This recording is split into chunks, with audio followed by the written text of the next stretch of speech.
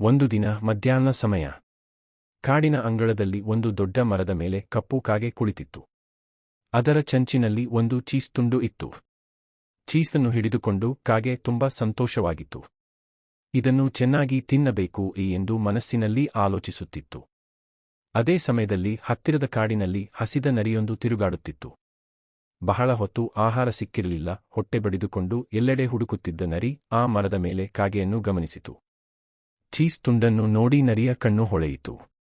ನರಿ ತನ್ನ ಮನಸ್ಸಿನಲ್ಲಿ ಆಲೋಚಿಸಿತು, ಓ, ಈ ಚೀಸ್ ನನ್ನ ಬಾಯಿಗೆ ಬಂದ್ರೆ ಎಷ್ಟು ಚೆನ್ನಾಗಿರುತ್ತೆ.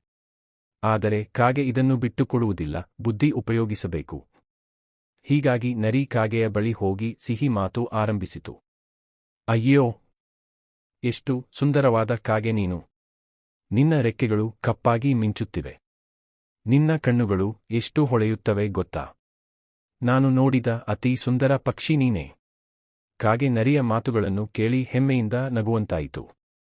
ಅದು ಇನ್ನೂ ಚೀಸನ್ನು ಬಿಗಿಯಾಗಿ ಹಿಡಿದುಕೊಂಡಿತು.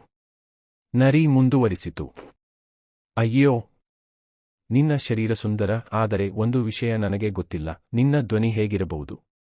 ಖಂಡಿತವಾಗಿಯೂ ಬಹಳ ಮಧುರವಾಗಿರಬೇಕು. ನೀನು ಒಂದು ಹಾಡು ಹಾಡಿದರೆ ನಾನು ತುಂಬಾ ಸಂತೋಷಪಡುತ್ತೇನೆ. ಇಷ್ಟೊಂದು ಹೊಗಳಿಕೆಯ ನಂತರ ಕಾಗೆಯ ಅಹಂಕಾರ ಏರಿತು. ನಾನು ಹಾಡಿದರೆ ಎಲ್ಲರೂ ಮೆಚ್ಚುತ್ತಾರೆ ಎಂದುಕೊಂಡ ಕಾಗೆ ತನ್ನ ಬಾಯಿ ತೆರೆದು ಕಾವ್ ಎಂದು ಕೂಗಿತು. ಆ ಕ್ಷಣವೇ ಚೀಸ್ ತುಂಡು ಅದರ ಚಂಚಿನಿಂದ ಕೆಳಗೆ ಬಿದ್ದುಬಿಟ್ಟಿತು. ನರಿ ತಕ್ಷಣ ಅದನ್ನು ಹಿಡಿದುಕೊಂಡಿತು. ಚೀಸ್ ತಿನ್ನುತ್ತಾ ನಕ್ಕು ಹೇಳಿತು, ಕಾಗೆ, ನಿನ್ನ ಧ್ವನಿ ನನಗೆ ಕೇಳಿತು. ಆದರೆ ನಿನ್ನ ಬುದ್ಧಿ ಇನ್ನೂ ಬೆಳೆದಿಲ್ಲ ಅನ್ನಿಸುತ್ತದೆ. ಕಾಗೆ ತನ್ನ ಮೂರ್ಖತನ ಅರಿತುಕೊಂಡಿತು.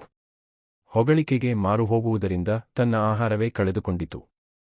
ದುಃಖದಿಂದ ತಲೆಬಾಗಿತು.